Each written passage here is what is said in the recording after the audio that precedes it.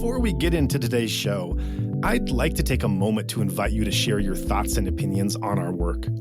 If you have feedback, ideas, or suggestions regarding any part of our overall platform, we'd love to hear from you. Please don't hesitate to reach out. We're listening. Your insights help us to grow and ensure that we're making the greatest impact possible. To share your thoughts, go to insightmyanmar.org/feedback.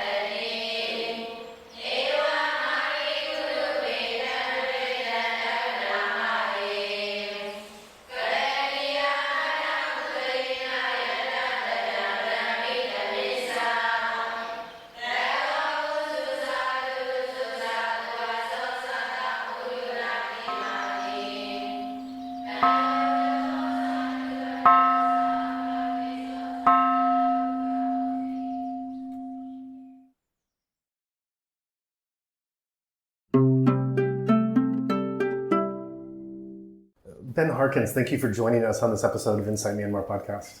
Yeah, thanks for having me, Joa.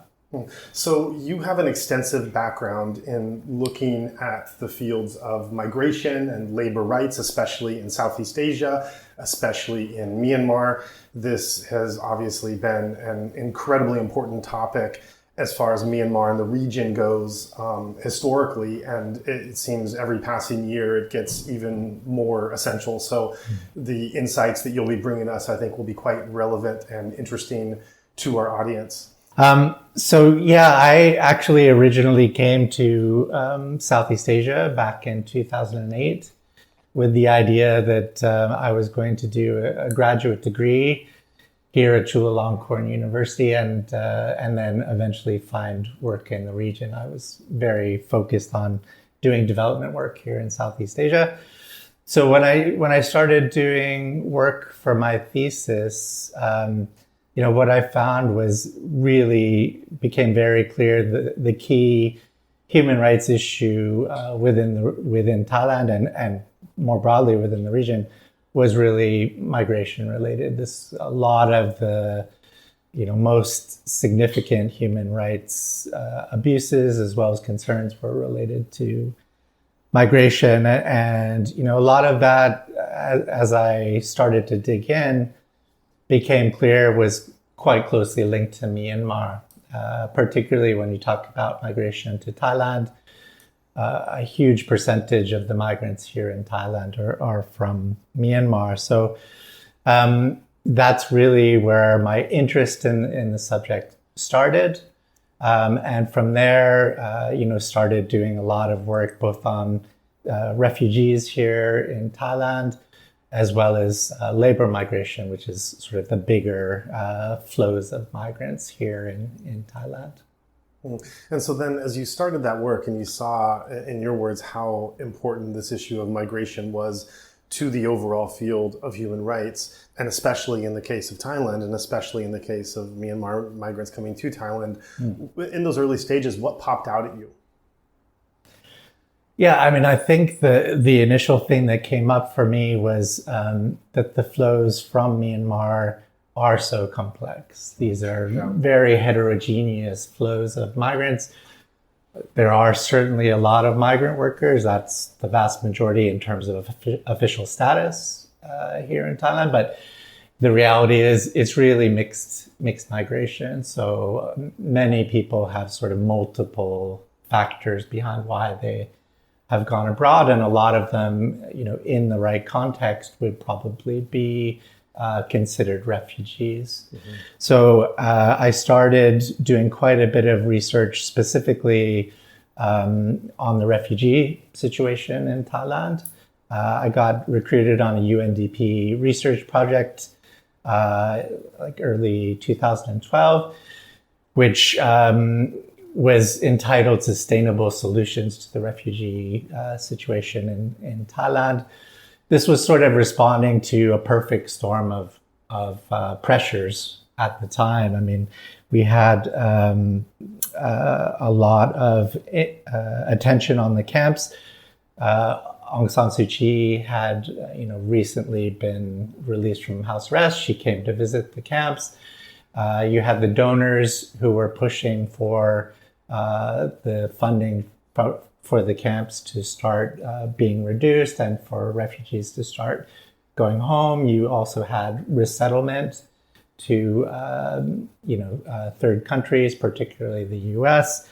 And at the same time, it was clear, the Thai government wasn't really ready to allow local integration of refugees. So I started doing a lot of research and particularly looking at resettlement in the U.S.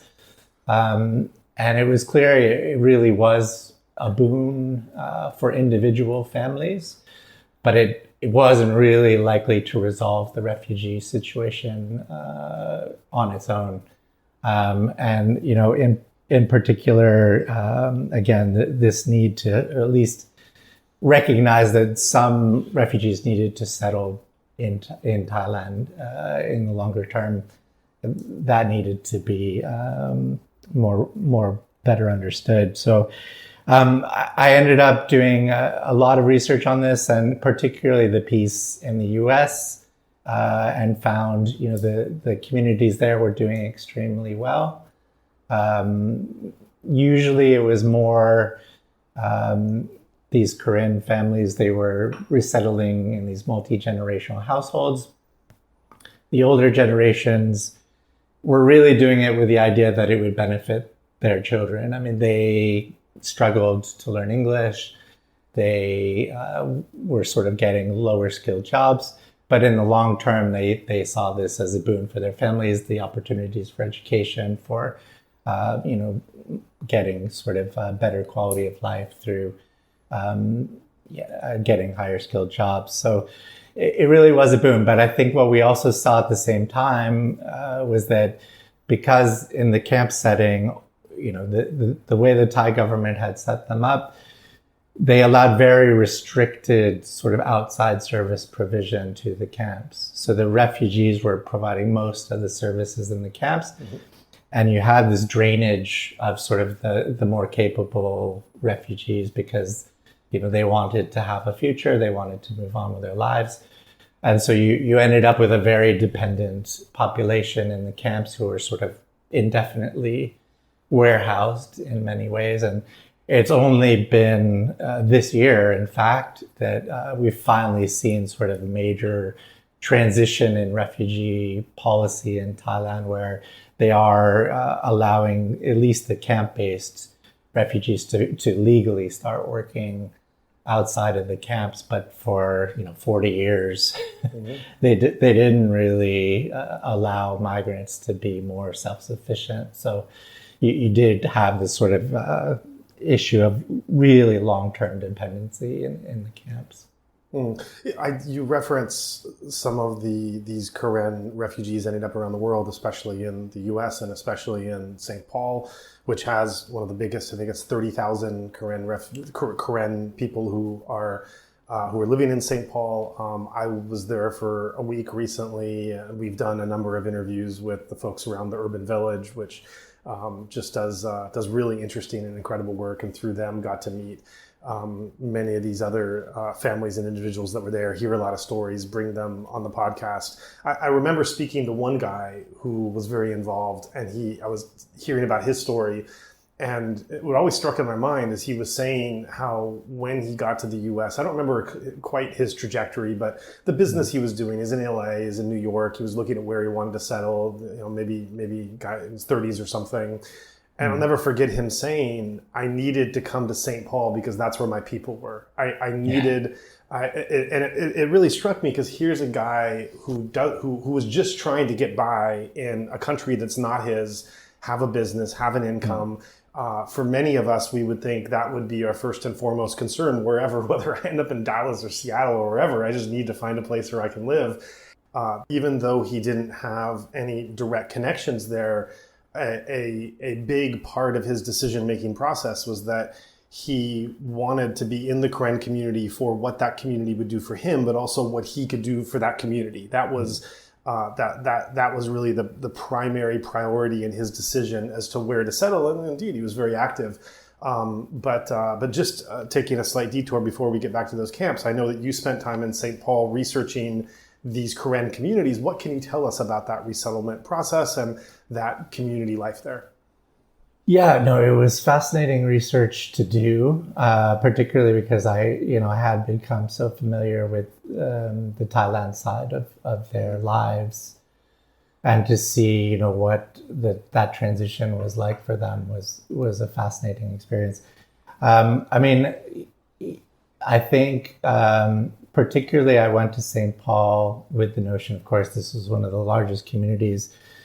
But also because there's a long history of refugee resettlement in St. Paul specifically, and I wanted to see, how that fed into this process, if that really made it easier for Karen refugees to resettle in the U.S. And indeed, what I found is, so the way the resettlement process happens in the U.S., refugees don't get to choose where they go. They're just sent to wherever there is a resettlement agency to support them. As you said, it is of absolute critical importance, particularly to the Karen, to be with their communities. So it sort of inevitably leads to this secondary migration from where they are initially resettled. And the reality is, the resettlement benefits are quite limited in the US compared to other countries in particular. So it's a process of sort of rapid self-sufficiency. The refugees have to start working within months of arrival in the U.S. So yeah, what I saw was that these young people would come and then they would sort of migrate again, particularly to St. Paul, to Indianapolis, to these other major Karen communities, and huge benefit to them to have their fellow countrymen around them, as well as what I found was these really well-established community services. Learning from, the Hmong had been resettled generations before, the Vietnamese had been resettled before. They really had shared their whole learning from, what needed to be in place to support refugees to resettle comfortably to the Karen. So the Karen very rapidly started setting up their own community-based organizations to support refugees. And of course, with the Karen, you also have this very strong culture of Baptist religious beliefs, and that's a big component as well that is very important to Karen refugees. They want to be able to go to a church where they have other Karen people there, and they can sing the songs that they all know and support each other if they have basic needs like finding housing or jobs, etc. So yeah, there definitely is this sort of mutual aid that is absolutely critical to the resettlement of Karen refugees in the U.S. And I remember there as well, just walking around some of those Karen neighborhoods in St. Paul. It was incredible to see flyers for services in Karen language for lawyers, for realtors, Karen grocery stores, Karen markets. There was even a big mural on a street of a Karen woman, on like a 3-story building.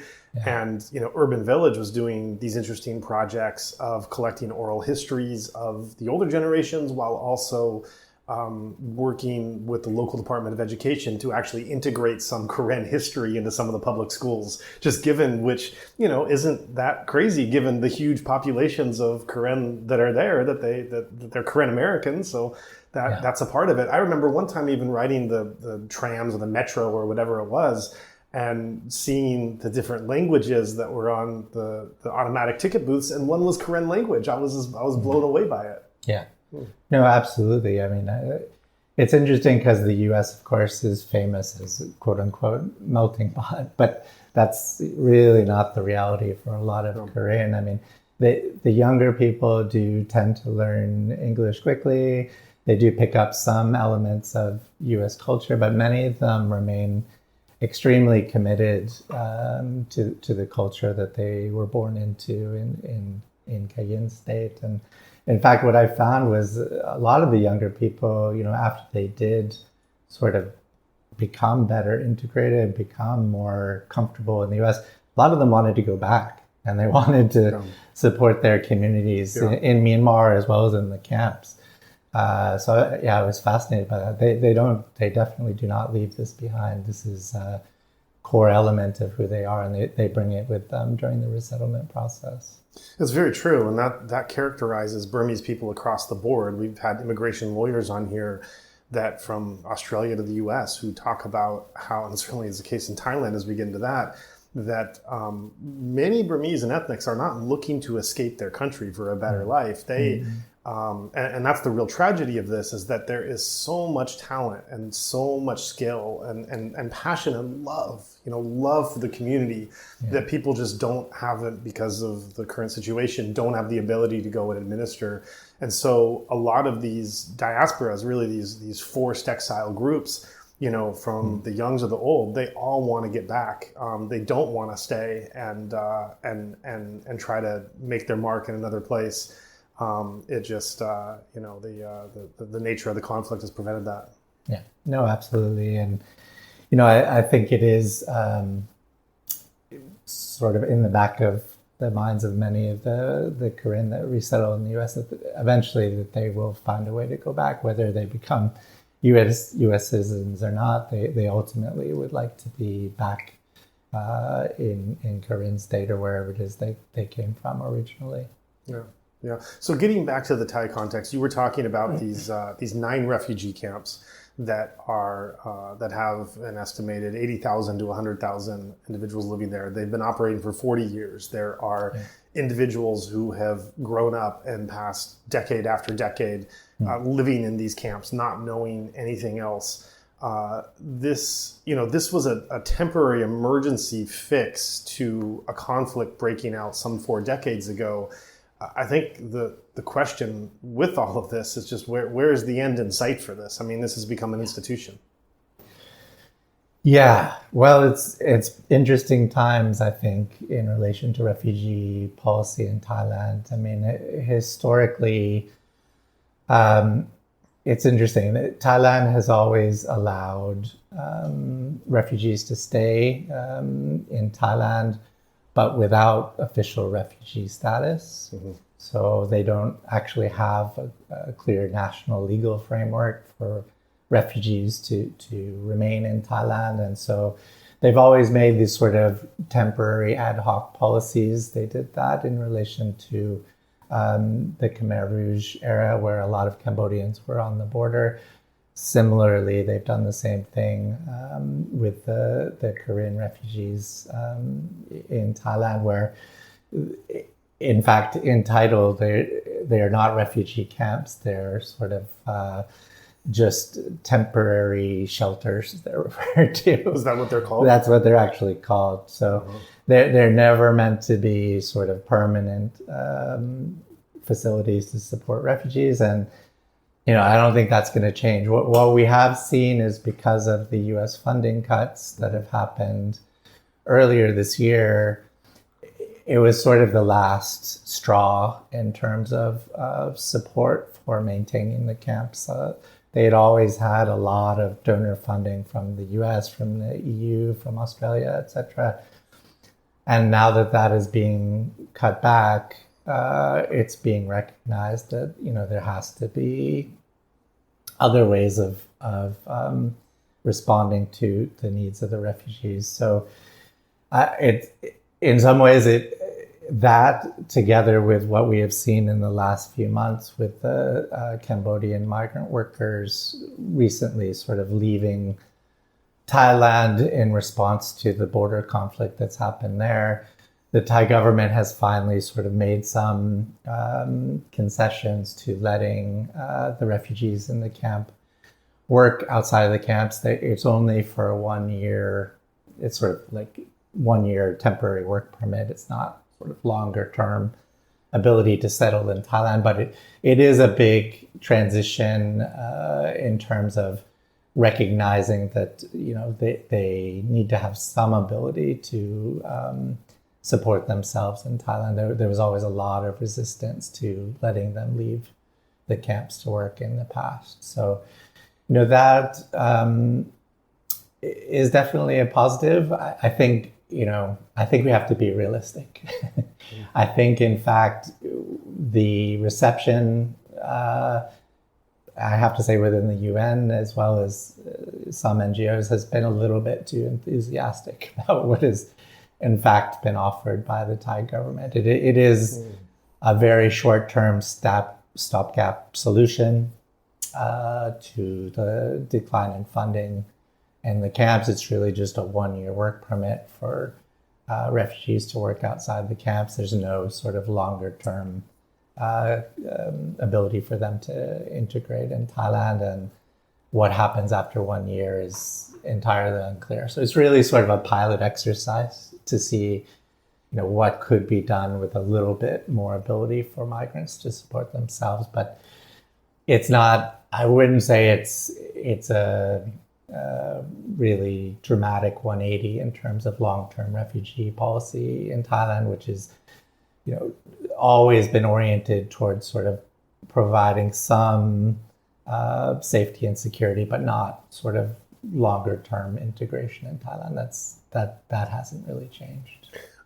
It's interesting, though, that you say that it was the U.S. funding cuts which propelled this other way of thinking, even if it's not ideal, that it did create an opening. With that in mind, would you say that's like a silver lining of the cuts kind of forcing a certain kind of ultimatum or decision to be made, whereas before it could just keep kicking the can down the road? I'm not sure I would be quite that optimistic. I think we don't really know what's going to happen next. As I said, there are a lot of very dependent populations in the refugee camps now. I think I've heard over half were actually born in the camps. You also have a lot of people who are no longer of working age and are not really going to be able to support themselves. So I think for some in the camps, it is an opportunity for them to sort of start moving beyond this model of dependency and being able to find, you know, their own way to support themselves. But for the situation as a whole, whether this is in fact, this policy in itself is in fact enough to resolve the situation, I think it's really unclear at this stage. Right. And looking then at the life of these camps from when they started to be formed 40 years ago, I think another important part in the trajectory was the transition period, because that was a time, from my understanding, and I'd like you to fill in the blank here, but from my understanding, it was a time when, because the promises of the transition were wanting to be believed by so much of the international community, we've had other guests on the podcast who've described a scene at the camps of just internationals just saying, "Well, it's good now. You're free to go. You can head back there. No need to keep staying here." And there was a bit of tension in understanding the reality of what was really happening throughout the country, not just in the urban areas, not just to the Bamar middle class, but throughout the country, of the danger that was still present during that transition, those transition years. No, it's a great point, and I think in hindsight, the international community could probably learn from some of the mistakes that they made at that point in terms of being too optimistic about the, you know, quote unquote democratic transition that was happening. I think you're absolutely right. A lot of the donors felt like this was a clear point where they could start moving towards voluntary return of refugees, and it sort of partly because the preparations that were made for that return were nowhere sufficient to really convince refugees that there was something waiting for them on the Myanmar side of the border. But also because I think a lot of them recognized that the security situation wasn't, as advertised, really, that, they could go home, but many of them didn't really have homes to go back to. They didn't have livelihoods to go back to. There was still armed conflict in a lot of the areas where they were from. So, yeah, I mean, I think, in fact, a lot of the refugees in the camps were much better informed than the international community about sort of the realities of that transition, and they were rightly skeptical now in hindsight to be a bit suspicious about this rush to return home. What does it actually mean? And you may not be able to understand this, but I'd just be curious to get your thoughts. But what are we actually looking at when we're seeing that these camps were supported so largely by, first of all, American dollars, but then all of the other international funding that went with that, which has also been cut back since the American funds left. It's not like it's been further compensated by these other partners. The reverse has happened. What does it mean in real terms that you have tens of thousands of people, maybe hundreds of thousands, depending on how you're counting, that are dependent on these camps, that are stateless, that don't have opportunities in front of them, that are not being welcomed into a Thai society, are not being sent to countries elsewhere, cannot go back to Myanmar due to the lack of safety, and are now not being given basic necessities being provided by the international community? Yeah. I mean, I think the reality is, the refugees in many ways were always a little bit on their own in the camps. I mean, there were certainly some services, there were education services.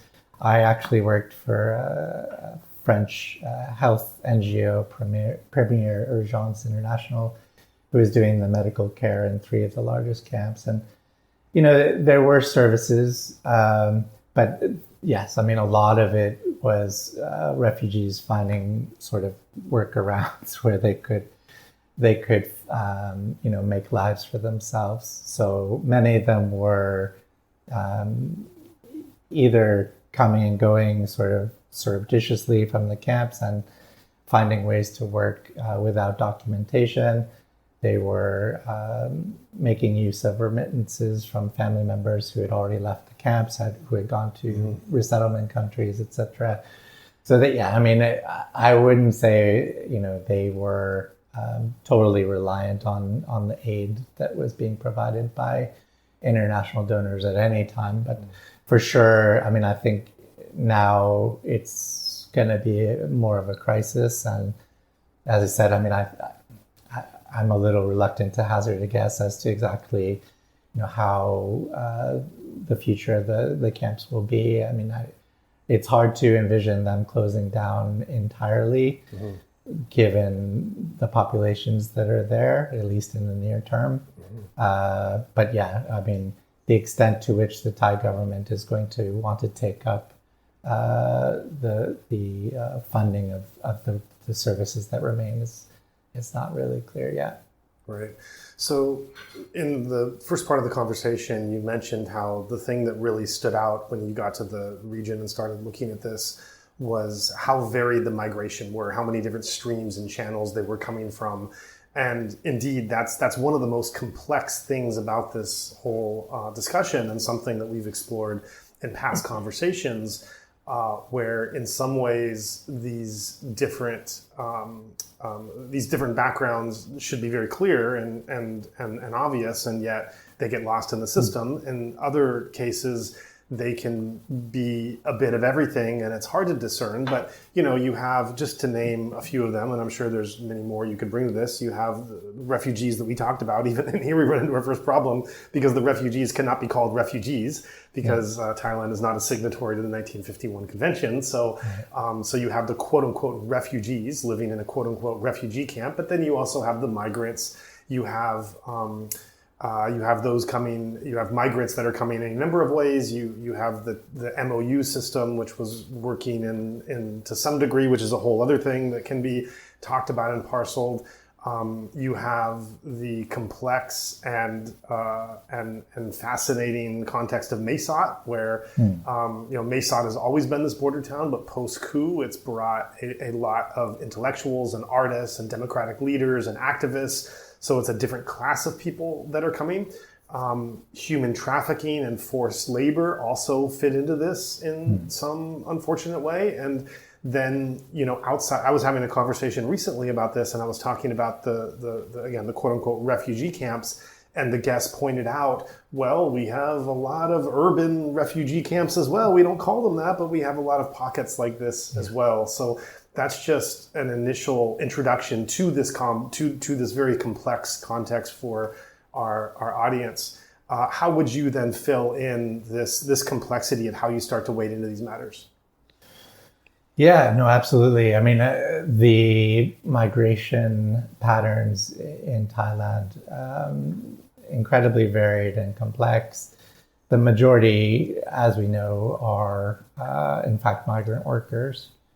And that's long been the case, in fact, partly because, yes, there aren't other legal means for migrants to be here for many of them. But yeah, you also have, international students who are staying here for the long term.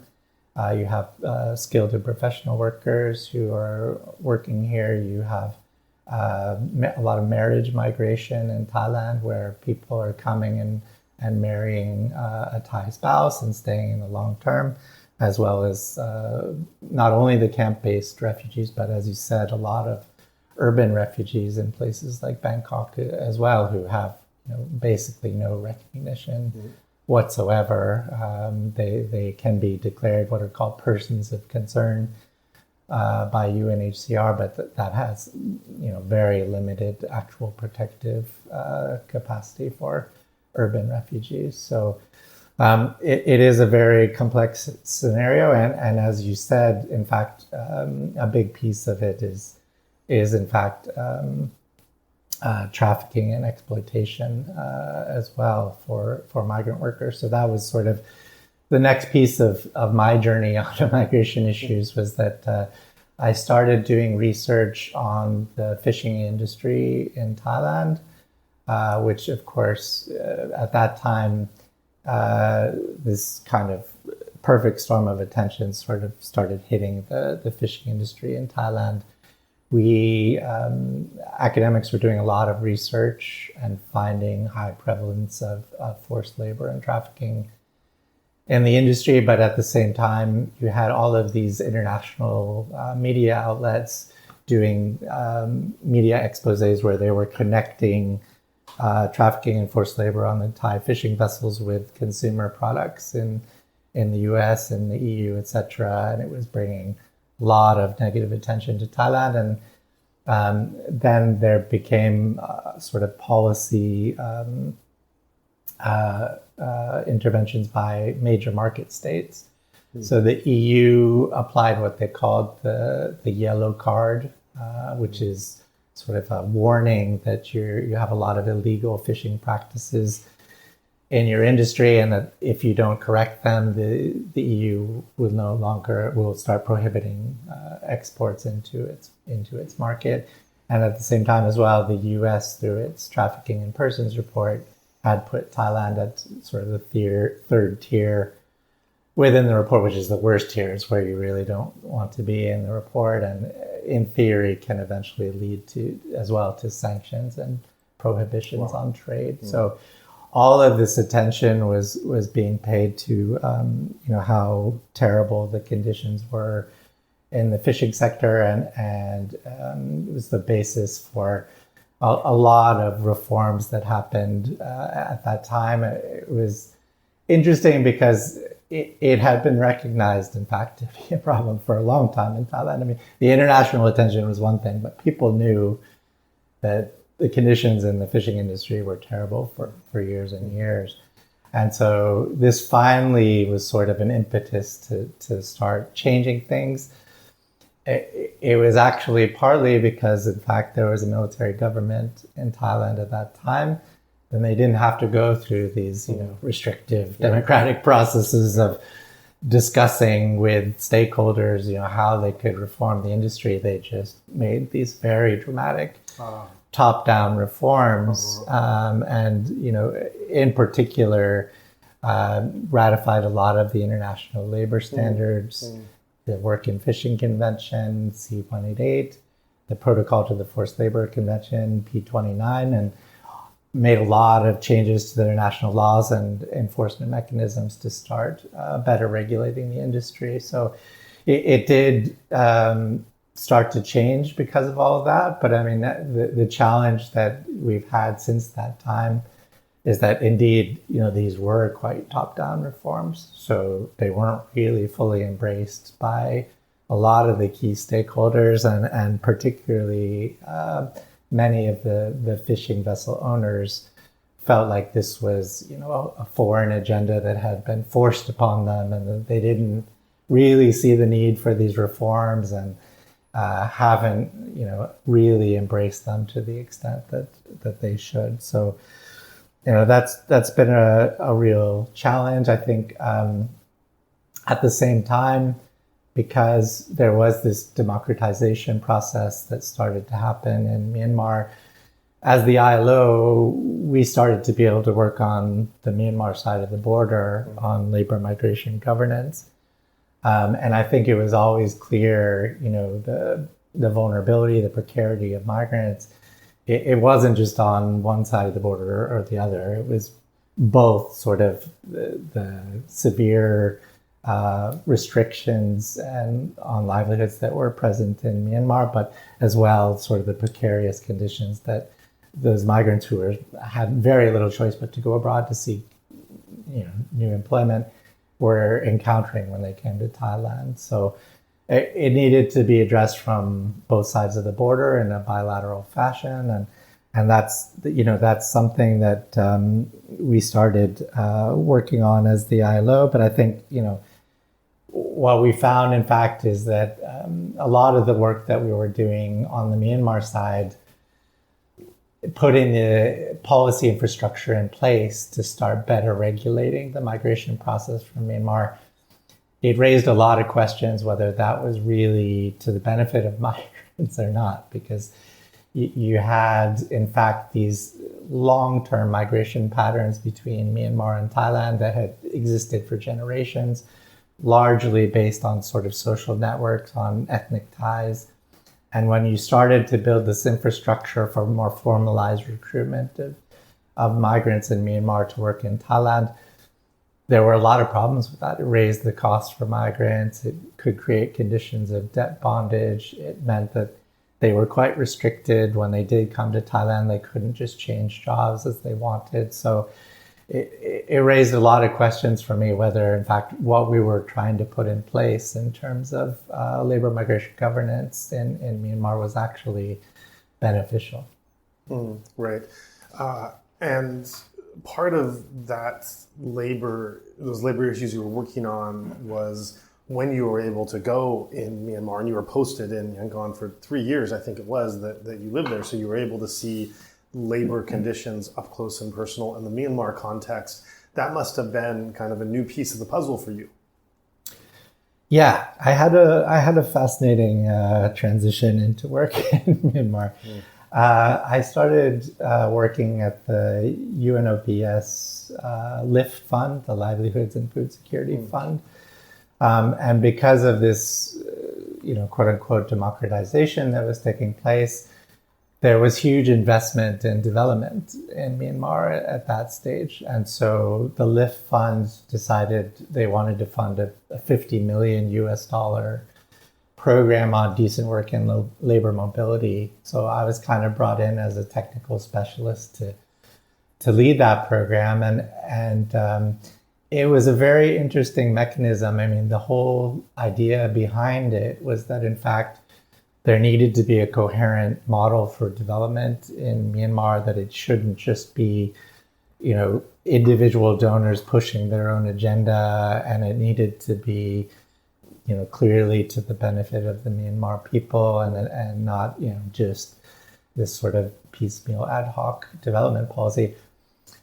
It was a quite challenging way of doing development work, is what I found, because you did, in fact, even though in theory all the donors were agreeing on what was going to be funded, there was a lot of sort of behind the scenes horse trading among the donors about, what they were willing to fund and what their agendas were, and outright confrontation in some cases as to, what was best in terms of the way forward in terms of migration and decent work in Myanmar. So I really struggled with some of that, particularly feeling like it needed to be much more responsive to Myanmar voices. And I, for sure, within the mechanism, there were a lot of Myanmar national staff involved in the processes, but the actual sort of accountability to stakeholders, I always felt quite a bit short of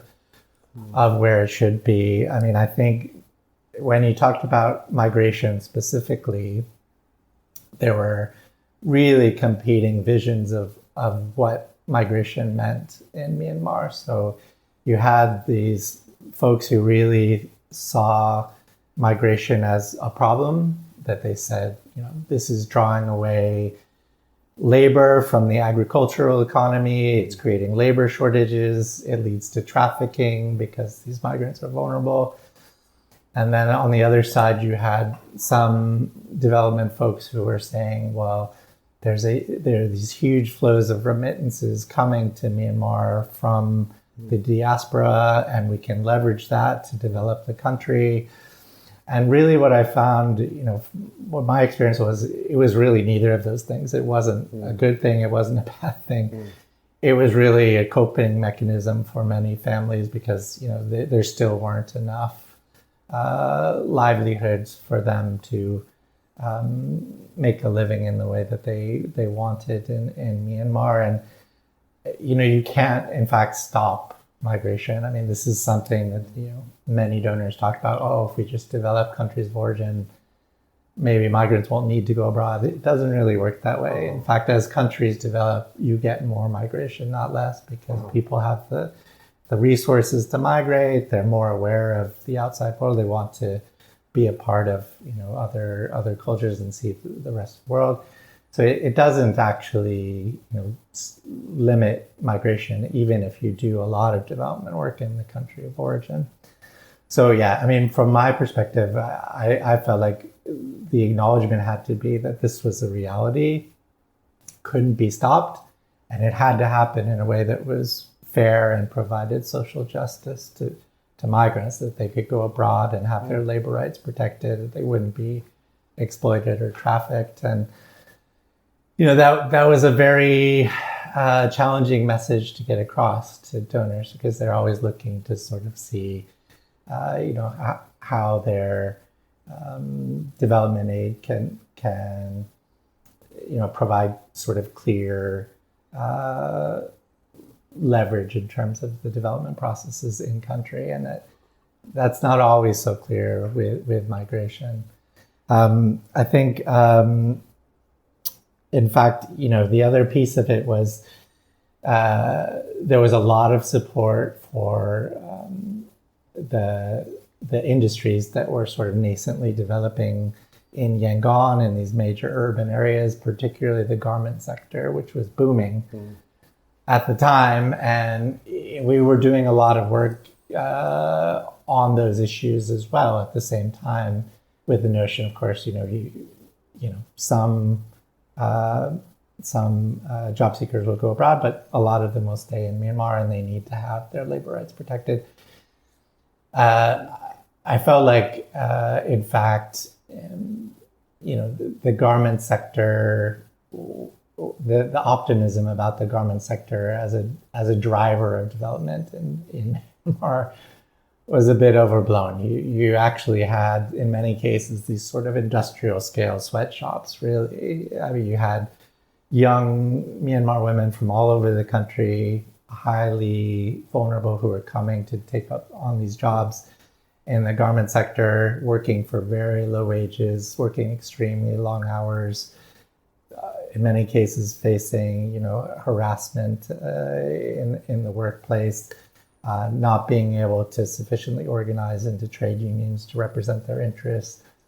And because there were these linkages to, major markets where those products were being sent to, the fast fashion phenomenon, I felt like there wasn't sort of enough recognition of how severe those problems were. And in fact, now what we've seen, of course, since the coup is they've gotten much, much worse. So, I think that is, it was a bit of a rosy vision for what the development path of Myanmar was going to be in terms of industrial development that hasn't really taken shape.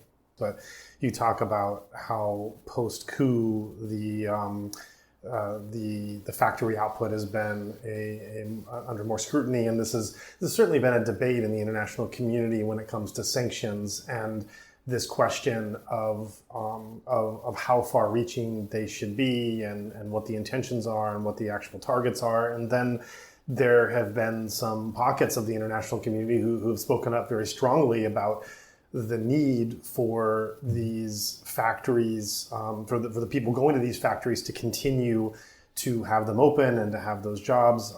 The EU being one, there was a controversial video a few years ago where they had referenced young Burmese women being driven into prostitution at these factories closed, which angered a lot of Burmese activists to that kind of messaging. But, we've had past guests on this podcast, including a couple of former ambassadors, Vicky Bowman, former ambassador of UK, and Nicholas Coppell of Australia.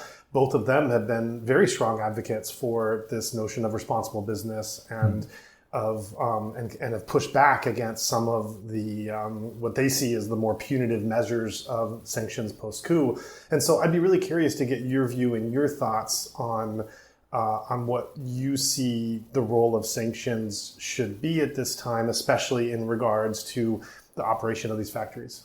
Yeah, it's a big question, and I've in the past been a little bit reluctant to take a clear position other than to say any sanctions have to respond to the demands of workers. I think that is the key thing for me. And I think initially there was some disagreement between different trade unions, worker organizations about exactly what measures should be put in place in response to what was happening post-coup.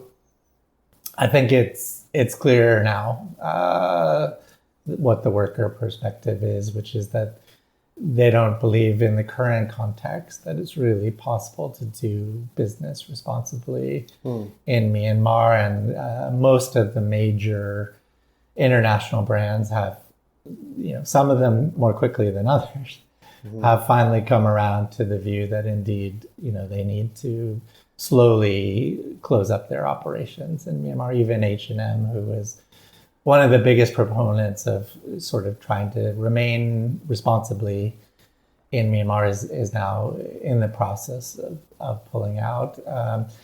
Of course, working for the ILO, the whole process of the Commission of Inquiry that was done around freedom of association and forced labor has really been, I think, an important kind of official stamp on how the international community should view the conditions in Myanmar at this point. That was, of course, the ILO is famously slow in doing these things, but I think in general the ILO does do a very comprehensive job and fair and balanced job of assessing the situation, and based upon the Commission of Inquiry, the recommendations were very clear that it was time for to consider invoking Article 33 of the ILO Constitution, which did eventually happen, and that the international community needed to be sort of more involved, not only through sanctions, through also sort of positive measures as well to protect working conditions for migrants and labor rights for workers, not migrants, in Myanmar, but also indeed to sort of look at more aggressive means of facilitating change in terms of the conditions on the ground for workers. And I think that's ultimately where the international community has come around to. Most of the donors, most of the international brands are now at a place of looking at how they can move out from Myanmar and make sure that anything that they are doing is not benefiting the junta directly. So then when you hear some of these prominent international voices that are strongly advocating for engagement, the term again, responsible business, arguing on behalf of the workers that are getting this income and trying to make a case that we don't want to have any sanctions or involvement that prevent this workforce from being able to show up. What do you feel they're missing in their analysis when they're promoting that view? Yeah, no, there have been high-profile voices calling for some companies to remain. I think, from my perspective, you just can't have responsible business if you don't have fundamental labor rights for workers. And that's the reality. At this point, there is not real freedom of association for workers in Myanmar to join trade unions and bargain collectively. There is widespread forced labor. There are increasing problems with child labor, continuing problems with discriminatory treatment of workers. The actual wages at this point, you look at what the minimum wage is in these factories. Of course, it doesn't apply to all workers anyway. It is just the formal sector.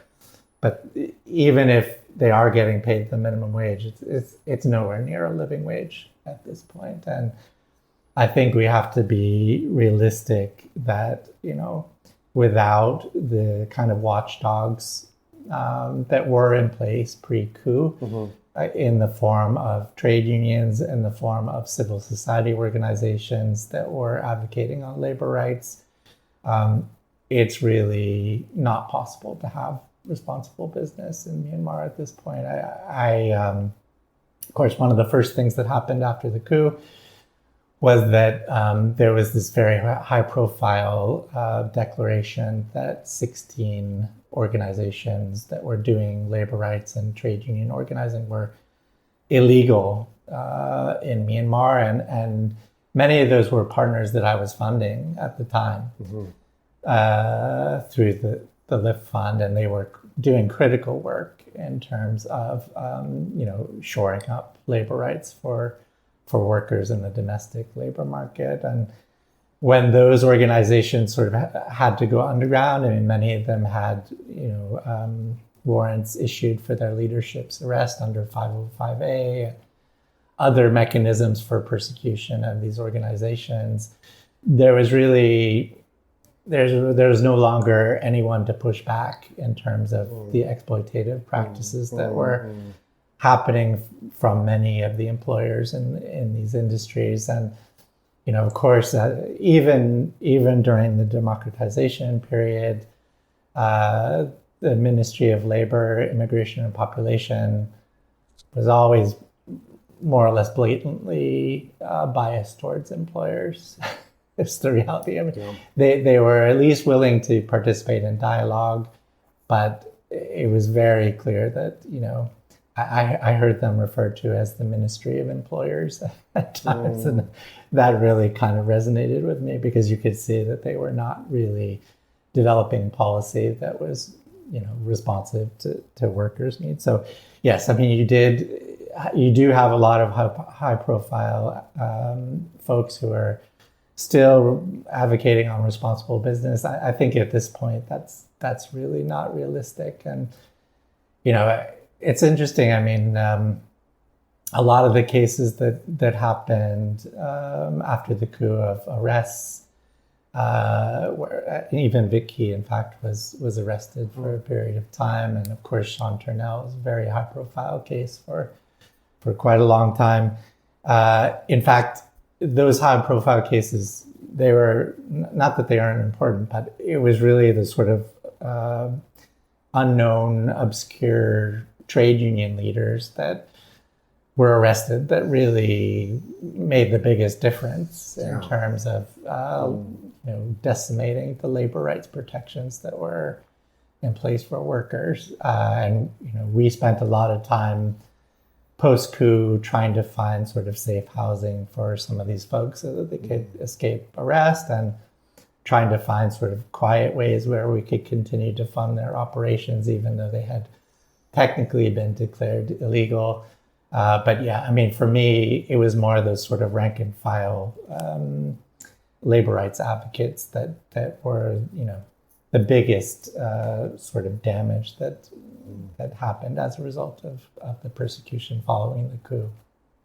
So what was that like for you personally, just to check in a moment on that trajectory? Because we've spoken to many people on this platform that during pre-coup were involved in anything from education to the energy sector to sustainable development, environment, climate change, so many different gender equality, so many different fields and topics that people were working for. We're describing the imperfect yet negligible slight progress, the hope and the cautious optimism in the future, the falling short of where they hoped it would be, but having a few signs here and there that you could pull upon, which sounds similar to what you're talking about with what was happening with labor during those years. And then you've never been through something like this. The coup hits.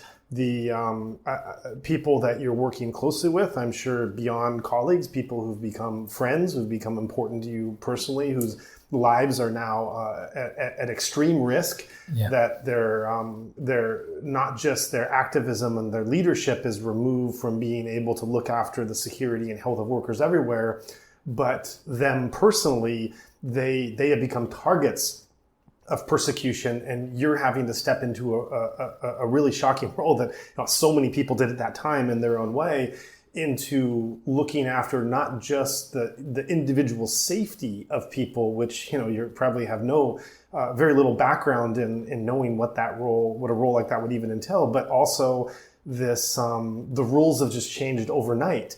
And this whole infrastructure that you were working towards, the game board has just been flipped. So what were those weeks like for you personally? Oh yeah, that's a good question, and it was a life-changing time for me. Just overnight, my entire world was turned upside down, basically. And everything we were doing, everything that we had put in place for the last few years was had to be completely overhauled. And I mean, on a daily basis, I of course was concerned about safety as well for myself and my colleagues and for partners that I dearly cared about. And I mean, just being a part of the protest movements there at the time, the singing, the marches, the commitment to the CDM, I've never seen anything like it. I don't think I ever will again.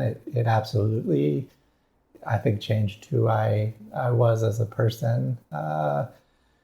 So yeah, I mean, I definitely shifted entirely towards sort of whatever I could do to support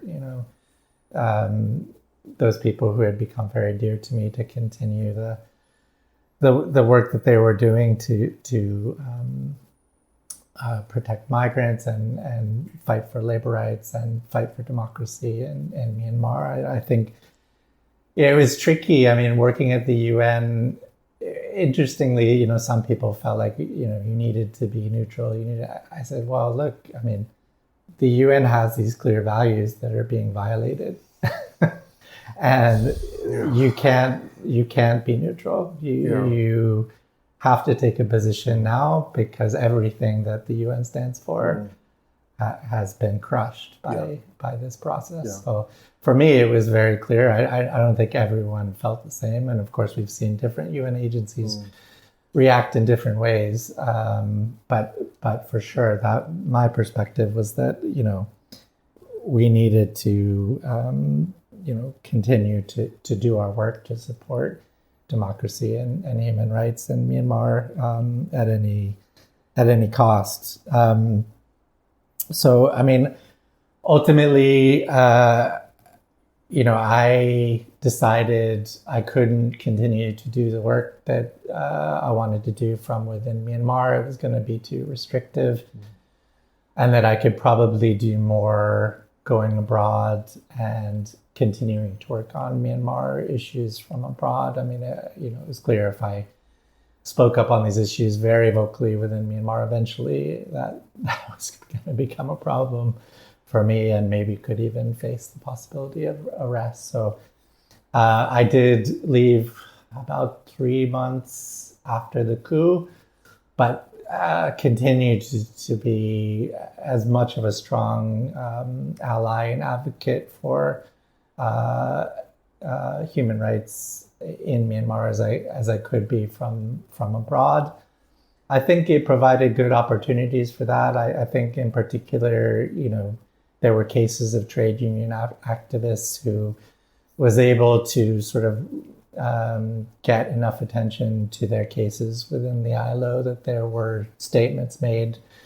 Of course, one, I think, which we were hopeful about at the time, Da Mio Mio A, who the leader and founder of the Solidarity Trade Union of Myanmar, she had been arrested, and clearly it was politically motivated. And with a lot of international attention to this, in fact, she was eventually released from prison and was able to rejoin her family. Now, unfortunately, she's been rearrested. Again, I hope anyone who's listening will consider advocating on her behalf for her release. She's not in good health and indeed is doing critically important work in terms of continuing the struggle for labor rights in Myanmar. So, we hope that there will be advocacy. I think particularly, of course, the rearrest really flies in the face of the Article 33 invocation by the ILO, which was specifically about freedom of association. This is the opposite of freedom of association, still arresting trade union leaders. So still very hopeful that attention to her case in particular, but also other advocates, will lead to some of them being released. After I did come to Thailand and continued the work in Myanmar, it was tricky, but I think very beneficial in ways that I felt like I couldn't have done within Myanmar. So we could provide funding to some of these organizations through various sort of complex funding means, where the funding is sort of trickling into Myanmar through Hundi and other mechanisms, but still getting them the critical support that they needed to continue their work. One particularly meaningful thing that I was very pleased that we were able to do was actual research on what was happening to CSOs and trade unions working on labor rights issues in Myanmar. I know it's not a piece of research I would have been able to conduct from the Myanmar side of the border, but we were able to interview about 30 grassroots organizations, just to kind of take stock of what was happening for them post-coup, particularly, of course, because of this high-profile declaration that many of them were now operating illegally by the junta. And so, what we found was many of them were continuing. I mean, it was dramatic. I sort of assumed many of them had just sort of given up and were hiding out and were, just trying to not get arrested. Many of them were still, in fact, operating. And so we wanted this piece of research to come out and really sort of be a call to action to the international community to say, look, these organizations are still there. They're risking, their safety, their lives on a day-to-day basis. We need to finally look at a clear way to stand behind them and support them in ways that are meaningful to them. So we need to look at more flexible funding, not, these incredibly restrictive funding models where they're just doing exactly what donors are asking, but money that they can use as they need to continue to operate as organizations. We need to drop, all these bureaucratic reporting requirements that, of course, donors always want, and allow them to really focus on the key work that they're doing, as well as the safety and security of their staff. I mean, trying to make it sort of a call to action that this is an existential crisis for these organizations. And if we're going to stand behind them, we need to do it in a way that's going to meet their needs. I think at least within the ILO, I think, it did lead to additional funding for some of these organizations. And I think it created a space for some projects to continue funding them. The other thing that it did was, in fact, succeed in really angering the junta's Ministry of Labor at the time, who in fact published a piece in Global New Light Myanmar, basically declaring that all of this research was untrue, that there was still perfect freedom of association in Myanmar, and workers could organize, and quoted all of these sort of hollow numbers about how many workers were joining trade unions, which we know largely are yellow unions. They're not really representative of workers' interests, as well as sort of, the junta has this sort of often twisted logic where they really want to argue the nuance of language with you and saying, well, no, we didn't declare these organizations illegal. We just declared them to be operating as illegal labor organizations under the labor organization law, which is, what exactly is the difference there?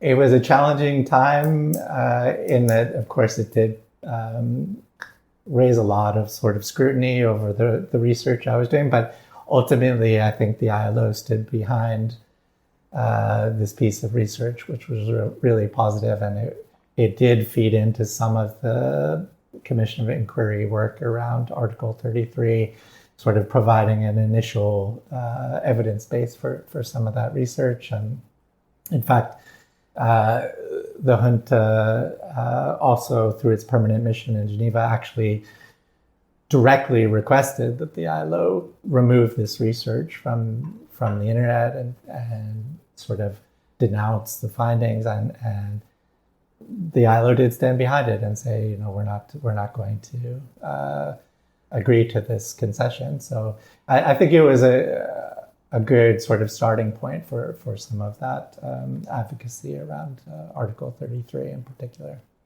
A couple of things there stand out. One is that the junta is engaging with international report. Often you can't find someone to pick up a phone, no matter if you're ringing it 24 hours a day.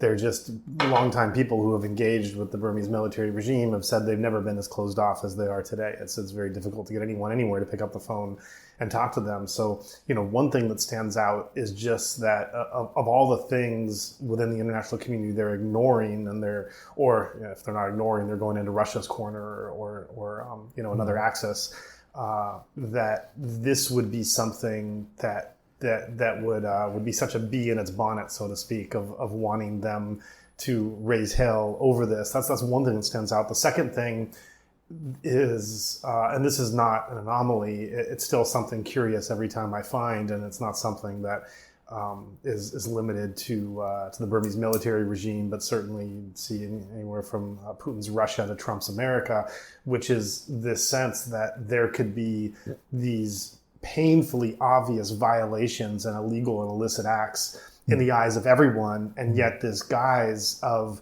wanting to use language in a clever way, which isn't fooling anyone, to try to insist, oh no, we're doing things legally, and that's always struck me as odd, because okay, maybe in the case of Trump, there's still certain kind of democratic patterns that at least in words alone he wants to adhere to, but in the case of Min Lying or Putin or some of these others, it always strikes me as strange that they would even want this to be a guise. Why not just say, hey, I have all the power.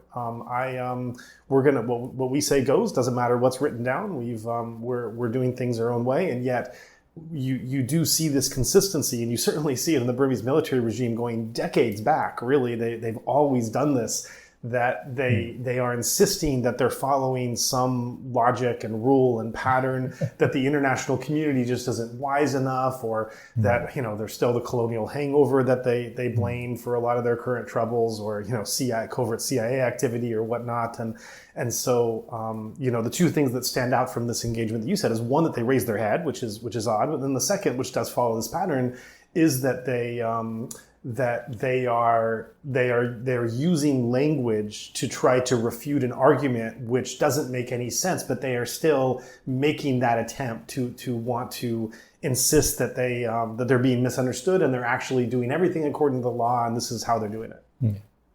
No, those are excellent points. I mean, I think on the first one, in relation to why they did pay attention in this particular case to this report, as you said, of course, there are a mountain of reports issued documenting human rights violations in Myanmar at this point. I think, part of that, there was this history already with Article 33 having been invoked earlier against Myanmar in relation to forced labor.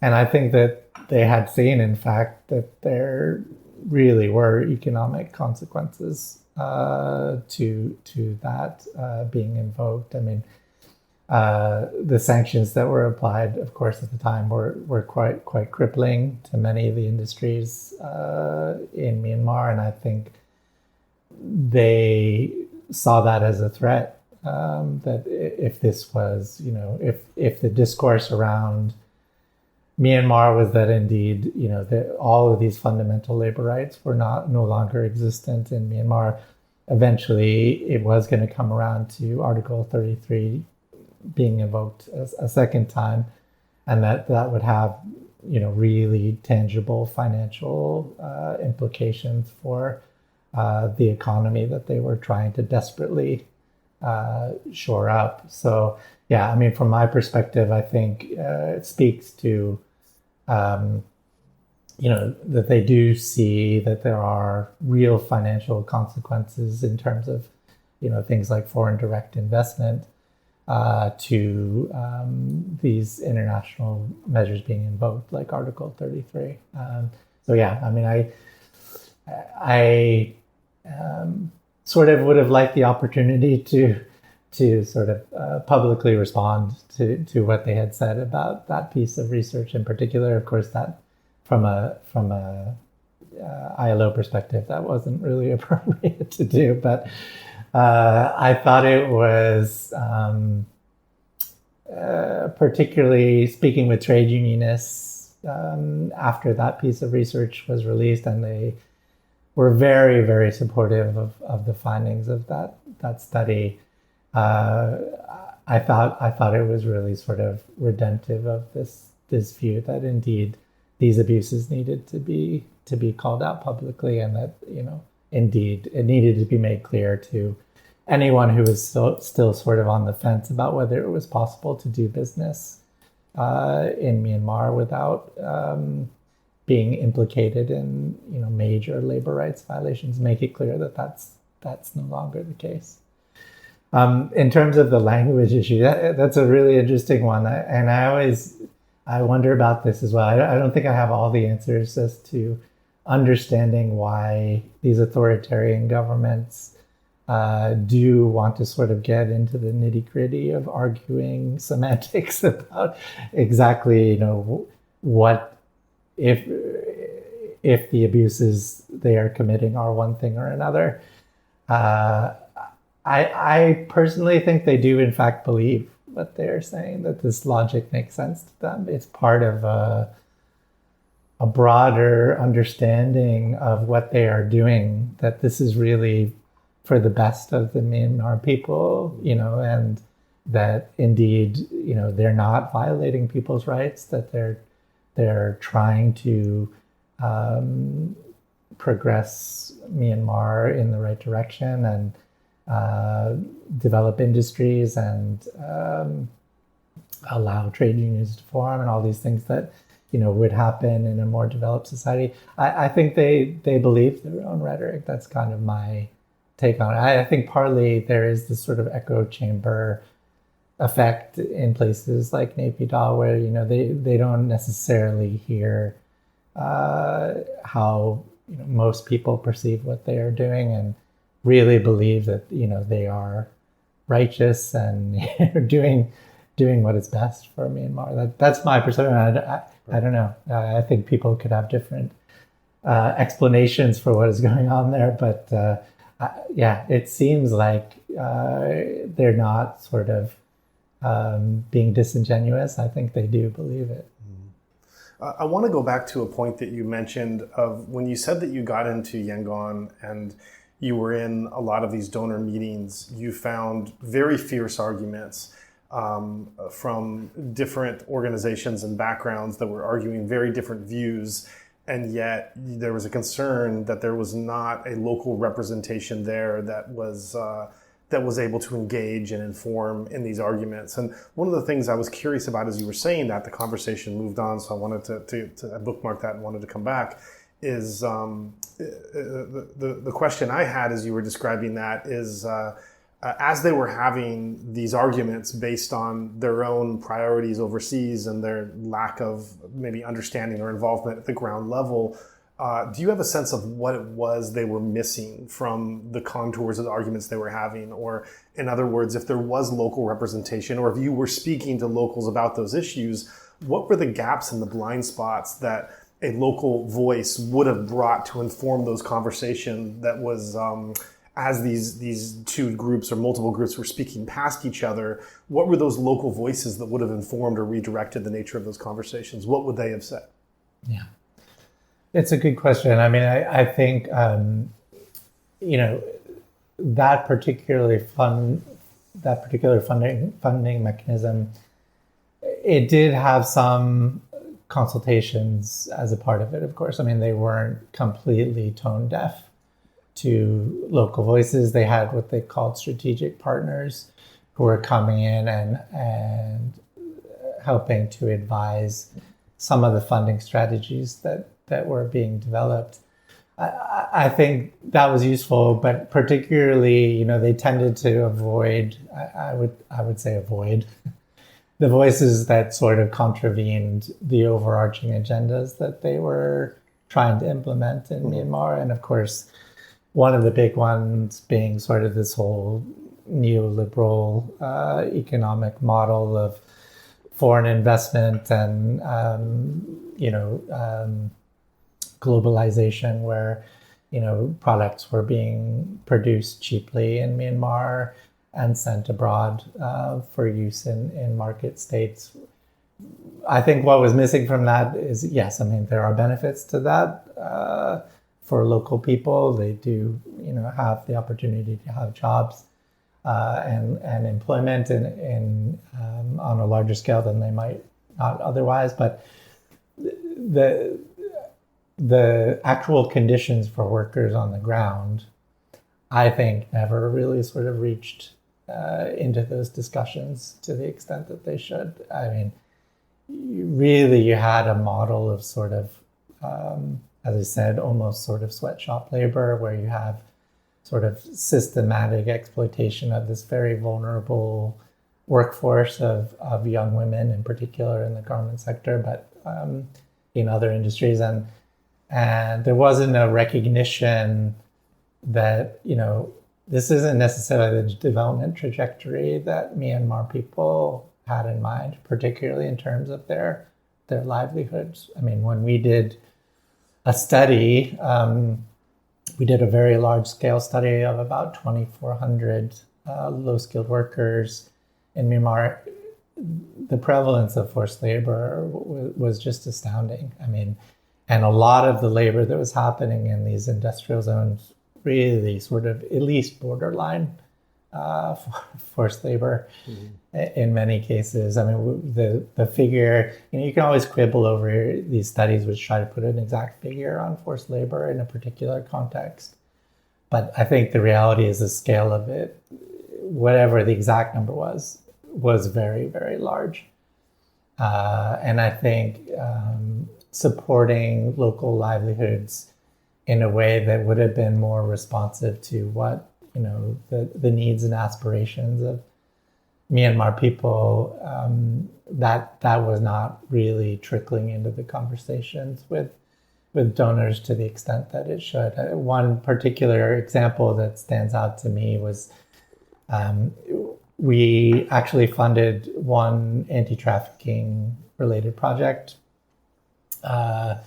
which was focused, I won't name the actual organization involved, but it was focused on providing shelter for young women who were in the sex industry, who, they weren't actually formally identified as trafficking victims, but based on sort of, Western Christian values, they sort of, their impression was that these women had been trafficked and that they weren't choosing to do this work, and that they needed to be sort of reformed to be good women again, quote unquote, through staying in their shelters and providing what they called trauma therapy and re-education services, and very much sort of a judgmental model of exactly what these young women needed. I mean, ultimately it should be their decision, what their livelihoods would be, and that was taken away from them. And so they were in some ways even sort of making use of the vulnerability of these women to profit in some ways. I mean, they were not only getting funding from international donors based upon these very sort of sad stories that they had developed of the misery and suffering that these women had been through. They were actually getting them to produce jewelry and selling it in Western countries as jewelry produced by trafficking victims, and that this was sort of a way of bringing hope to women who had been victimized. It was very sort of, I would say, a very sort of externalized foreign judgment over what was happening on the ground for these women in Myanmar that I really struggled with. But for me, that's sort of an example of some of the Western biases that donors do bring to the context of Myanmar when they try to fund work there. Right. And so then in tracking the trajectory of these, the labor conditions as you went pre-coup and during the imperfect transition period, you described those months of the coup and then relocating in Thailand and working for here. What can you tell us about that rocky road and where in the transition you started to see some imperfect progress, but still some signs of hope happening? And and then looking at Aung San Suu Kyi's administration, NLD, what you saw with them, how satisfied you were with their engagement and their attention to this and their commitment, and then now starting from there and then going to post-coup, where we sit nearly 5 years on, looking at what's come of these labor conditions as far as you've been able to tell. Yeah, I mean, I think all of the evidence is pretty clear that the conditions on the ground much worse than they were pre-coup. Sure. I mean, it was a struggle to figure out whether we should in fact release the study that we did of forced labor in the industry, because we knew, in fact, it was going to get much worse. So we had this survey that was all data collected during COVID, slightly before the coup. And we were in this place of, do we release this or not? We know, in fact, none of this is exactly responsive to the situation now, because quite likely it in fact understates how bad the situation is in Myanmar. We ultimately decided it was useful kind of as a baseline to say, well, this is how things were before the coup, and hopefully at a later date, another study can be done and an assessment of what the situation is like at that time will show, how conditions have deteriorated.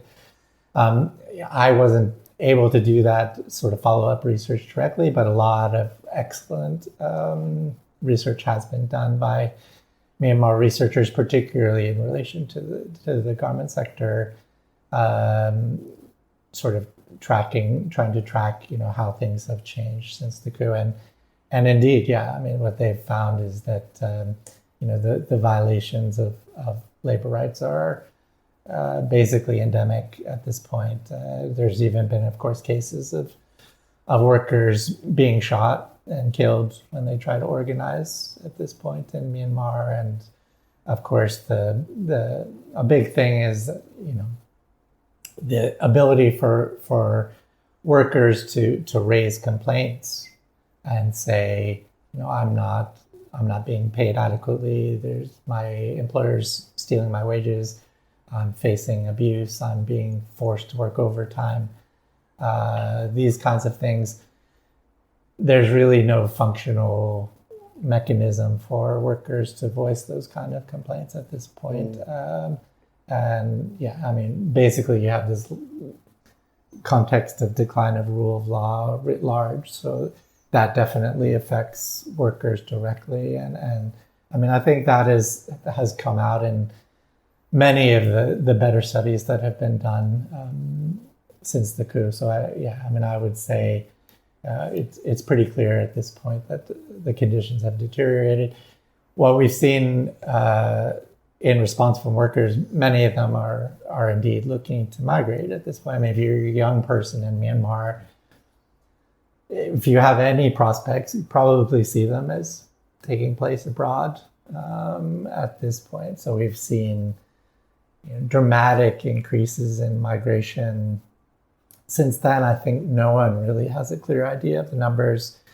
There hasn't been a really comprehensive census done, of course, in Myanmar in quite some time, and that would be the most meaningful way of finding out the scale of migration. But from the numbers we do see of migrants in terms of the stock in destination countries, it's completely ballooned. So yeah, I mean, that's one clear indicator as well, that indeed the conditions are much worse in terms of the labor market in Myanmar, that so many young people are now looking to go abroad.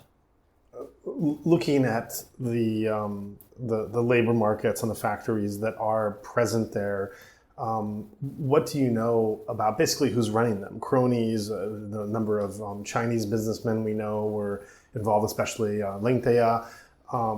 And I think this is also where, when we go back and bring in some of those prominent international voices that have been speaking about this concept of responsible business, I think one of the arguments they may make there is that, and this is something you hear with sanctions all the time, is that there is a vacuum and it is better to be imperfect to have Western countries engaging in an imperfect model than to leave that space open for really, to go off the rails. And so, two-part question. First, who is, and I should mention again, you referenced how the owners, these factory owners, had so much control. They were actually called, the Ministry of Owners or whatever that term was before. So that also fits into this context. But this two-part question. First, who is, what do you know of the class that are now engaged with being the owners and operating large labor markets and factories, and then looking at responding to this argument of kind of playing devil's advocate here, but how would you respond to someone saying, wouldn't it be better if you had some kind of Western engagement that it could at least get your foot on the ground, that could oversee something? Maybe it's imperfect, but at least you're having a dialogue and you're able to do something rather than leaving it to people with far less scruples.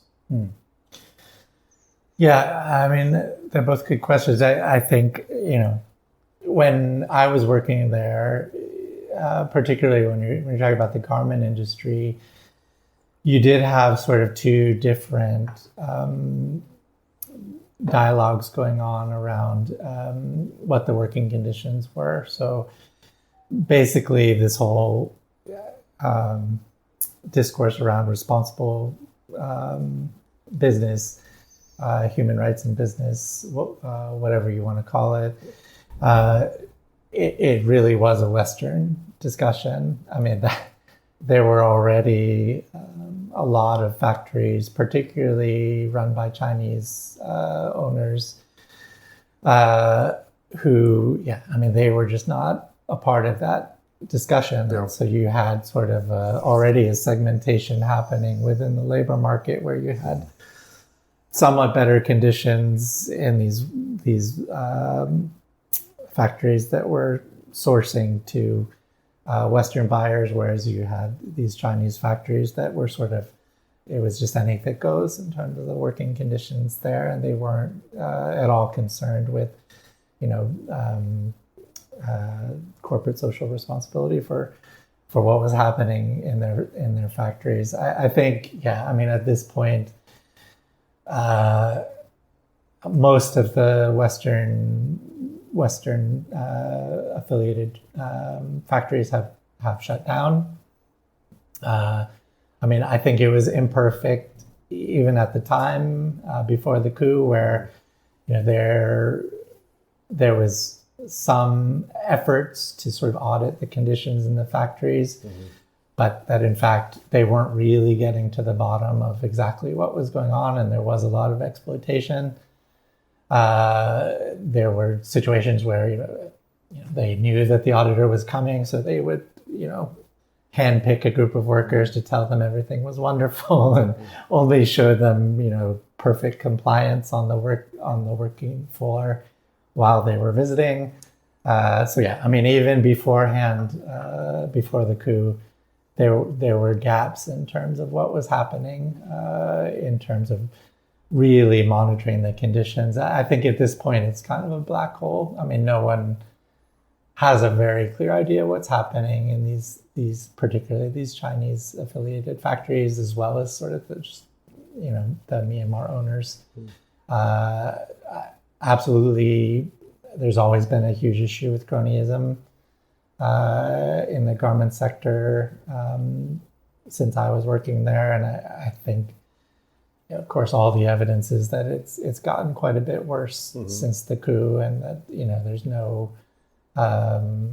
there's sort of no other parties trying to do things the right way to counterbalance that at this point. So I think that cronyism is a big concern.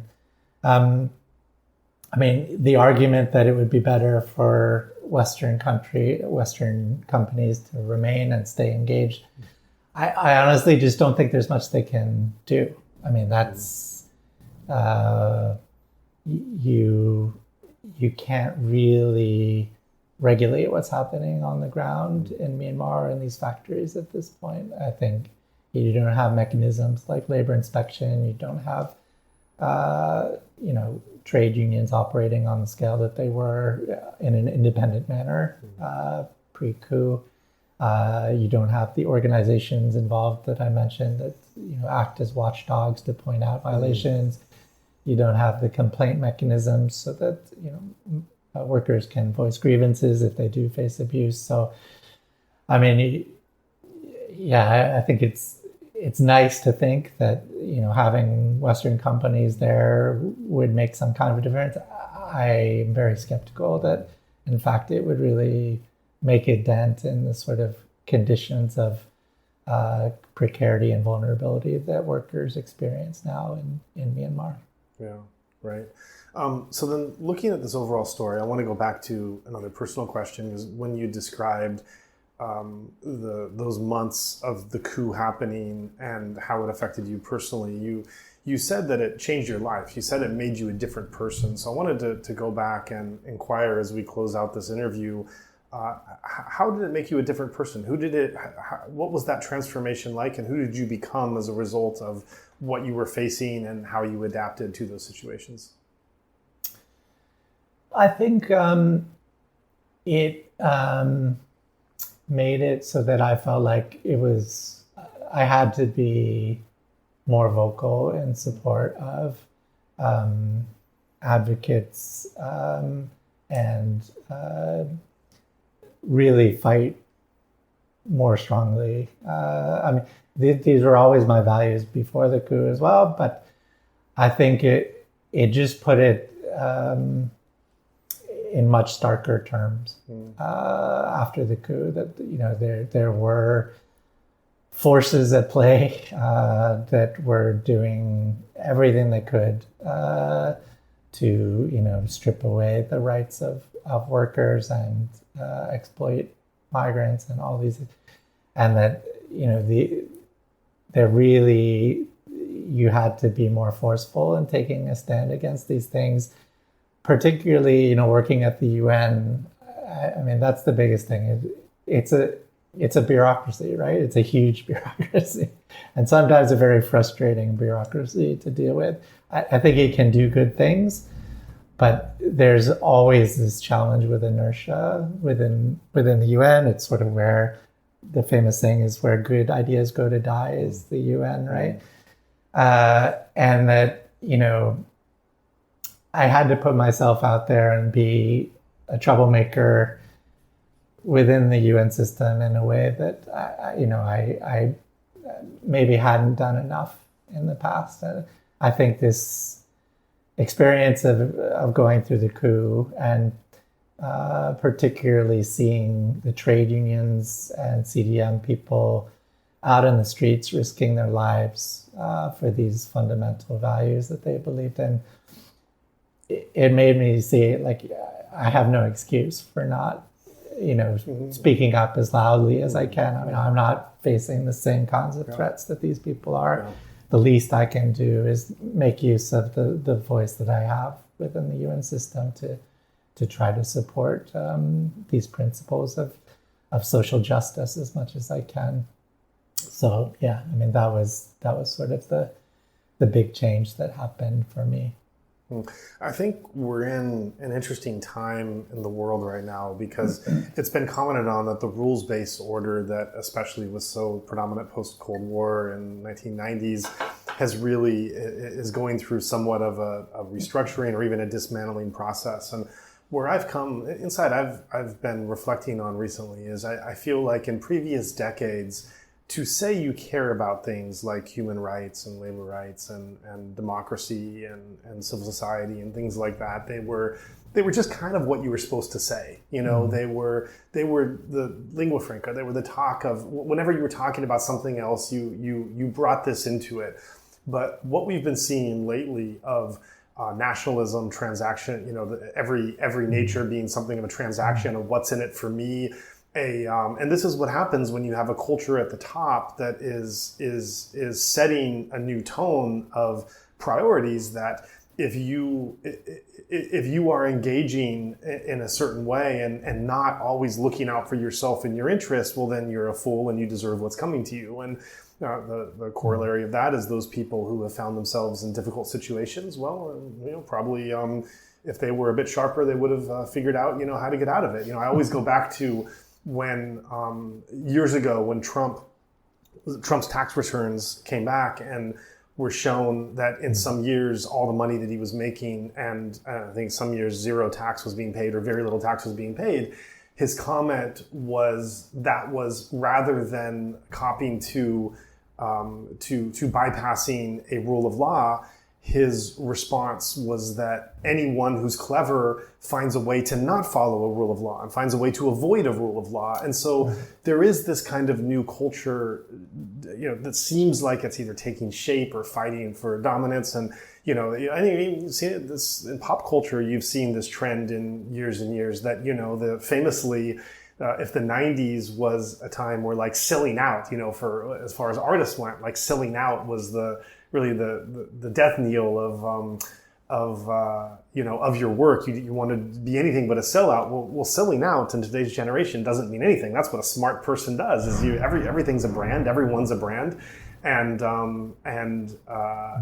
so if you have any wits about you, you learn how to market that brand. I'm kind of going off in different directions here, but one of the observations I've had, which fits to your last comment, is it kind of feels that people today that are saying they care about human rights, they care about democracy, they care about marginalized communities, it's not as easy to say those things today as it was some years or decades ago, where it was this kind of whether you were a political leader or an artist or something, all the benefit concerts that happened at that time. It was just kind of something you said, and maybe you meant it a little bit, or maybe you were just conditioned to say it, or maybe you didn't mean it at all. Some degrees or variances of that. But if whatever your position is today in 2025, if you say you care about these things, actually you probably do, because it's just not, it doesn't flow the way it did before. And sometimes I don't know how to think of that. In some ways I really admire, as maybe the world gets darker, I admire the bravery and the standout courage that comes out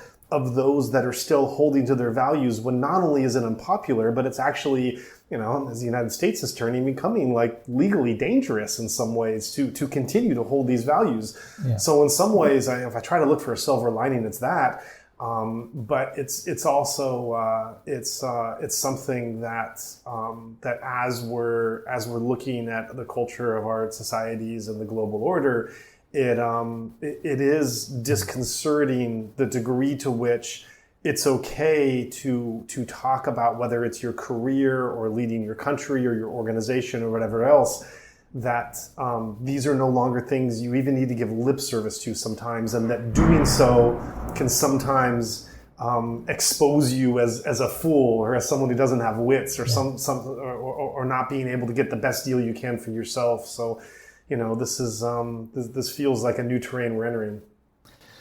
Yeah, no, it's a very interesting point. I mean, I think, coming back to the context of Myanmar, what was really interesting post-coup for me was seeing sort of how different UN agencies, in fact, sort of reacted to what was happening, with some sort of strongly feeling like, indeed they wanted to stay and continue to work, even engage with the military in some shape or form, and others, taking a very strong principled position that, this was not something that was going to be acceptable, and that, there had to be strict rules of non-engagement with the military post-coup. And a lot of that is sort of very transactional, as you were saying. I mean, there's a lot of money behind that. Yeah. A lot of organizations see that there's a benefit to remaining in Myanmar and doing work. It's not just based on principle. There is sort of a financial gain to continuing to maintain some relationships with the military government in Myanmar. And whether in fact the organizations, and I will count the ILO among them as one that has, taken a pretty strident position against sort of the abuses that are taking place in Myanmar, and trying to increase accountability for the responsible military authorities for committing those abuses. I mean, whether that is valued to the extent that it was in the past, I think, those are real questions. I mean, particularly with the cutting of, sort of broad cutting of UN funding that is taking place, both from the US, but as you said, other donors have followed suit. Whether there's still value placed in organizations that stand by their principles and really fight for issues like social justice, I think it's less clear. I think we'll have to wait and see how things develop. But the UN is in sort of a global crisis at the moment in terms of the funding that's available to continue that model. And what the next sort of iteration of the UN looks like, whether it does become much more transactional, whether it does sort of just respond directly to, what donors are asking, or whether it, continues to look to develop and uphold sort of more universal values. I think it's still to be figured out. But from my perspective, at least with respect to Myanmar, the organizations that have taken a firm position and not sort of waffled in terms of decrying the abuses that are taking place by the military junta are the ones that, in the long term, people will remember that. The Myanmar people in particular, I think, will remember that those organizations stood by them in the long term. Yeah, right. So then as we continue to update this conversation and bring it to the present moment, and to have a loop and put a bow on it from where we started this conversation talking about Myanmar migration into Thailand. That's another thing that would be good to follow up with and check in with where we stand today. So can you update us on what you're seeing as far as the Myanmar migration in Thailand, of what we're seeing in terms of numbers, responses, problems, challenges, etc.? Yeah, sure. I mean, I think, what we're seeing at the moment is that migration itself has sort of become weaponized in many ways by the military junta, particularly the regular channels for migration that they have, more direct control of. So in particular, we've seen a series of policies enacted which are really kind of designed to officially exploit migrant workers. It's a bit of an overstatement, but I've in the past said, there are elements of forced labor now in terms of how the junta is managing migration from Myanmar to Thailand and other countries. So you have these issues with taxation of the earnings of migrants, and in fact, it's been somewhat wrongly understood that this is in fact double taxation. It's not usually double taxation, in that usually the earnings of migrants are not above the threshold that they would be taxed in destination countries. Mm-hmm. But at the same time, it is a very extraordinary policy to tax the earnings of your citizens abroad. Only a few countries in the world do that. And it's clear that what is behind that for the junta is that, yes, they are looking to shore up their revenues in the context of, all of these cuts to the resource flows that were coming to them. So there's that. There's also this issue of forced remittances, which really an egregious violation of migrants' rights, and can be an indicator of forced labor in itself, where the junta is saying you have to send 25% of your earnings through formal banking channels. You're not allowed to send them to your family through the Hundi system, for example. in the past, in fact, of course, that was at very disadvantageous exchange rates for migrants. They were losing a huge amount of their earnings because they were being exchanged at these very low official exchange rates. Now the exchange rate has more or less balanced out, so there isn't this extent of income loss, but it's clear, this isn't really the way that migrants want to send remittances home. Of course, they all want to support their families. That's a huge part of why they go abroad. But they need to be able to do it in the way that they see fit. And it's clear that the interest from the junta is that they want to increase their foreign exchange earnings as a result of these remittances going through formal channels. The other piece of it, of course, is the issue of forced conscription, and migration has been a key factor in relation to that policy, both in terms of sort of identifying people to be conscripted through their application to go abroad. These are often young men in particular, of working age, and fit within the requirements for conscription in Myanmar, but also upon return. So we've seen when migrants are deported from Thailand, there are authorities waiting at the border in some cases to immediately conscript them into the military, which is absolutely unacceptable in terms of violation of their rights. So you basically have a system where you're now sort of forcing migrants to go abroad irregularly, and even the various steps in the process, it's just allowed for massive increase in rent seeking. So getting a passport, if you want to get a passport, you have to get a broker to help you get a passport before you can even consider to go abroad for work. So, all of these steps in the process become hugely more extortionate for migrants. And unfortunately, what we've seen on the Thai side of the border, it hasn't been sort of an accommodating migration policy, sort of recognizing that migrants from Myanmar are facing this scenario of massively increased vulnerability. Unfortunately, it's sort of headed the other direction. So the cost for irregular migrants to come to Thailand and get documents to work, even for a short period of time, it's usually registration for like 2-year period.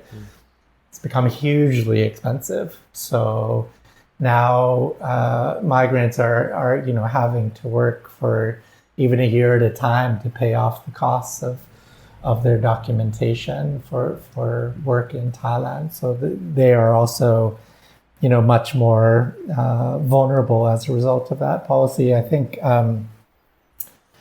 the other piece of it we've seen on the Thai side is just really unfortunate xenophobic increase in xenophobic response to the increase of Myanmar migrants in Thailand. There is this sort of discourse around an invasion of Myanmar migrants in Thailand, when in fact, it should really be a benefit to Thailand. Yeah. And it has been. There are massive parts of the Thai economy that are dependent on migrant workers, which are largely Burmese. And the reality is that's just going to get more extreme in the coming years. And Thailand is already one of the fastest aging societies in all of Asia. It's soon to become what is called a super aged society, where the dependency ratio of older people to working age people is ballooning, and there should be sort of a understanding that in fact it's a great thing for Thailand's economy that there are so many Myanmar workers that are coming here looking to work, often doing jobs that Thai nationals don't want to do, doing the quote unquote dirty, dangerous, difficult jobs. But there hasn't been really inadequate recognition from Thailand about providing accommodation for this influx of workers. I think in particular, Thailand, basically since it started admitting foreign workers and became a destination country, it has had this long-term policy, which is sort of, not long-term policy, but sort of very ad hoc policy, where they're willing to make use of the labor, but they're not willing to admit migrants as human beings. So they're allowed to come and work and contribute to the economy for a short period of time, but they're not really recognized as sort of complex human beings who bring a lot of skills and abilities and family ties and culture that Thailand also could benefit from. And as well, just sort of what we see now, you have a situation where migrants stay in Thailand for decades, and they never ever are sort of fully allowed to integrate into Thai society. There's no policy in Thailand for you to remain in the long term, and that's something I think ultimately Thailand needs to really consider. Is they need migrants, they need these workers, they need people who are going to contribute to Thai society productively. They need to have a policy that accommodates them to stay in a more secure and safe way in the long term. You've certainly given us a lot of discussion points to continue to look after and also trace back the history of where these things have come from, and looking at as they continue to be relevant and looking at where they're going. There's just so many facets and prisms and views of this crisis where I think if you're one who's engaged in one way, one way or the other, and whatever it is you're looking at, whole new dimensions come in when you realize, oh, there's also this and there's also this and there's also that. And that's why, as one of our previous podcast episodes went into, it's a polycrisis. It is a crisis compounded by crisis compounded by crisis. And when this is the case, it's not 1 + 1 + 1 = 3. It's an exponential exacerbation of what you're seeing. It's as Tin Shai Naung, the polycrisis expert who came on and spoke to us, it's akin to having your immune system being depleted and then catching a common cold. It's normal things that come up to a person or to a society are going to decimate you far more when your immune system itself is capacitated. So this is another one of those avenues and perspectives from which to see it. Thanks for having me, Joe. I would just conclude. I think migration is so fundamental to the Myanmar experience for many decades, and I think we have to look at it for what it is. It is a reality. It can't be stopped. It can't be viewed as just a problem. It is part of the resilience of the Myanmar people that they do migrate abroad, that they maintain their identity, that they maintain their connections as a diaspora to the situation in Myanmar. And I think, that has to be recognized and valued by the international community, that it's, as much as possible, support for Myanmar migrants needs to be a sort of key way of supporting the long-term welfare of Myanmar people.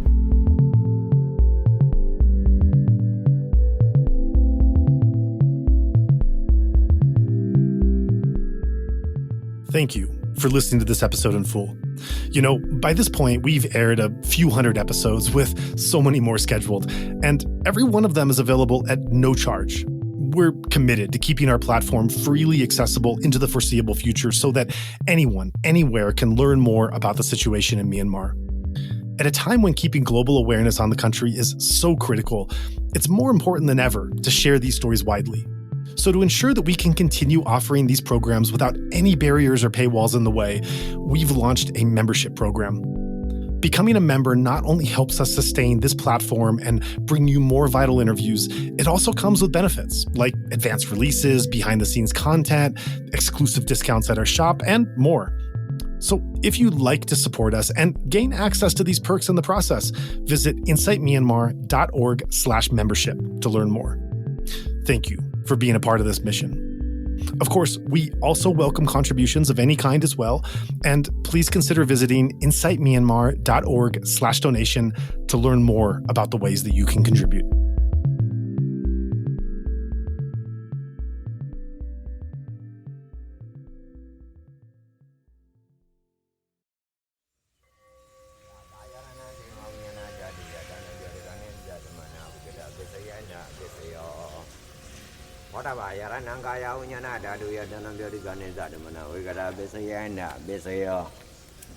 Oba yarananda dayananga yaranaya dayanam boda yaranam